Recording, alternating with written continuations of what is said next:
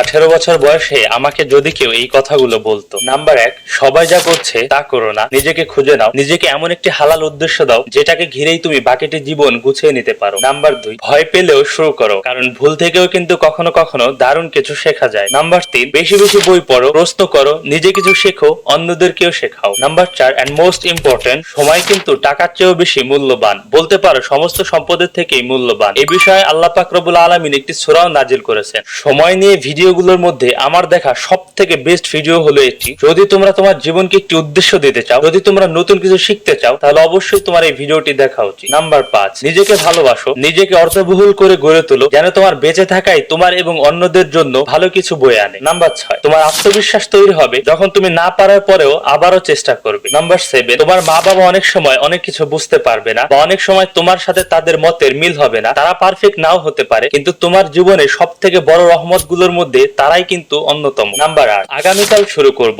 এটার মানে কি জানো? যে কখনোই করব না। তাই কোনো কাজই আগামীকালের জন্য রেখে দিও না। পরিশেষে একটি কথাই বলতে চাই, দিন শেষে আমাদের সকলকেই কিন্তু মৃত্যুবরণ করতে হবে। তাই এই দুনিয়ার মোহমায়ায় পড়ে তোমার একমাত্র সৃষ্টিকর্তাকে ভুলে থেকো না। So dear brothers and learners, এমন আরো motivated, educated and career guidelines এর উপর ভিডিও পেতে অবশ্যই আমার পেজটিকে ফলো করুন এবং আমার চ্যানেলটিকে সাবস্ক্রাইব করুন, এবং এই ভিডিওটি বাকিদের সাথে শেয়ার করে আমাদের কমিউনিটিকে বড় করে তুলুন। এতদিনে ভালো থাকুন, সুস্থ থাকুন। সালামু আলাইকুম।